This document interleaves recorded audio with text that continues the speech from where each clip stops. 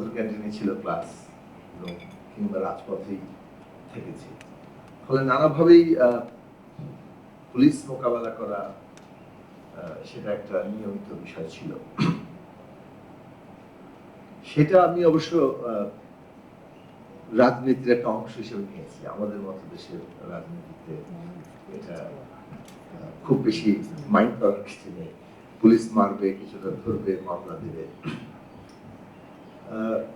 2000 এই 24-এর 14 তারিখে যে ঘটনাটা ঘটলো, এর আগ পর্যন্ত টেলিভিশন টক শোতে আমরা বলছিলাম, আমরা দেখলাম যে 4 তারিখে সে বলা শুরু করলো যে কোটা সংস্কার আন্দোলনে বিরোধী দল উস্কানি দিচ্ছে। আমার মনে আছে যে 5 তারিখে সমাবেশ আমাদের ছিল গণতন্ত্র মঞ্চে, সেখানে আমরা বলেছিলাম যে আমরা তো উস্কানি দিচ্ছি, মানে এই আন্দোলন আমাদের আন্দোলন, বাংলাদেশের যে কোনো জনগণের যে কোনো অংশের যে কোনো ন্যায্য আন্দোলন আমাদের আন্দোলন, আমরা জনগণের পক্ষে লড়াই করি, তো উস্কানি দেওয়ার কি আছে? আমরা ভেরি মাচ এই মুভমেন্টে আছি, এটার সাথে আমাদের পূর্ণ সমর্থন আছে এবং এটা একটা ন্যায্য আন্দোলন। এবং এই আন্দোলনে 2018 সালেই ফয়সালা হয়ে গেছিল। আপনারাই এখন আদালত টাদালত দিয়ে নানান রকম আপনাদের অভিসন্ধি মানুষ ধরে ফেলেছে। যতই আদালতের কথা বলেন, অভিসন্ধিটা হচ্ছে যে এখন 7ই জানুয়ারির পরে আবার বসে গেছি, ওই সময় একটা পরিস্থিতিতে যেটা পরবর্তীতে উনি বলে ফেললেন, রাগের মাথায় উনি করে ফেলেছেন।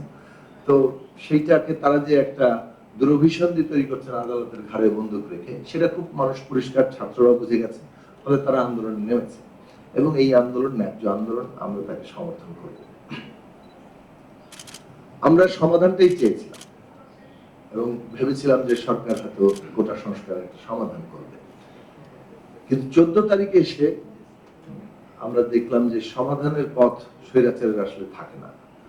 তার দম্ভ, যেটা একটু আগে আন্দোলিক রহমান পার্থ বললেন, দম্ভ এবং অহংকার এমন জায়গায় সবকিছু তার পদানত থাকবে, এটাই তারা অভ্যস্ত হয়ে উঠছিলেন। এবং এই একটা জায়গায় যেহেতু 18 সালে তাদেরকে কিছুটা বোডাউন করতে হয়েছিল, ওটা পুনরায় ফেরত আনার ব্যাপারটাই তাদের দাঁড়িয়েছে। আমরা দেখেছিলাম পার্লামেন্টে দাঁড়িয়ে কিভাবে বলা হয়েছিল রাজাকারের বাচ্চারা।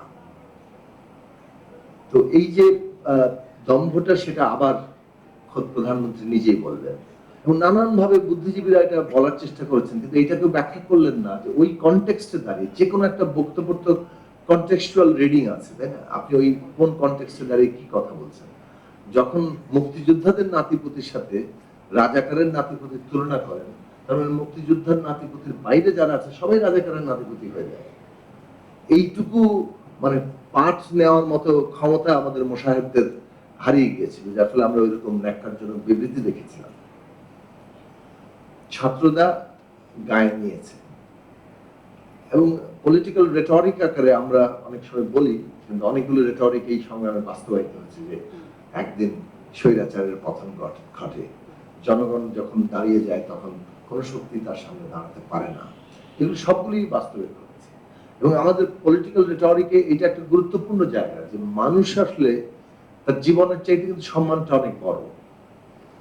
আপনি যখন সামষ্টিক একটা জনগোষ্ঠী তার সম্মানে, তার ইজ্জতে আপনি আঘাত করেন, ওইটার যে প্রতিক্রিয়া হয়, ওইটার যে শক্তি হয়, তার সামনে কেউ দাঁড়ানোর আসলে ক্ষমতা থাকে না। এই কারণেই 71-এ আমাদের এত মানুষ অকাতরে জীবন দেওয়ার জন্য উদ্যোগী হতে পারে।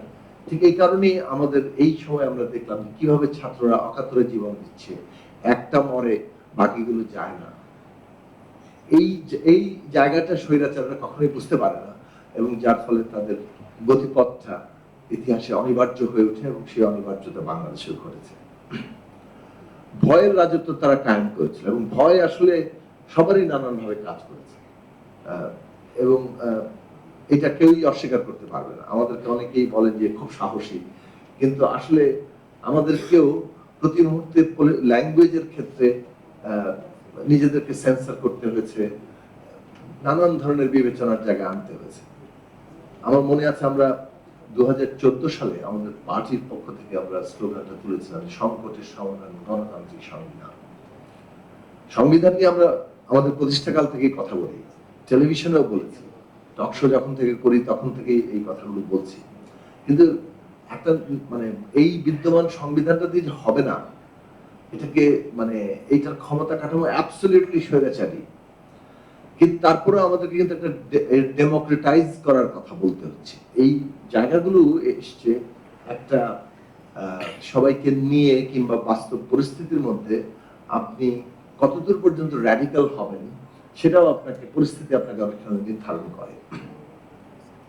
তো আবু সাইদ যখন বুকে গুলি নিয়ে নিল, এই ঘটনাটা আমাদের রাজনীতিতে একটা যতবার ঘটেছে ততবারই একটা বড় বিস্ফোরণ ঘটেছে।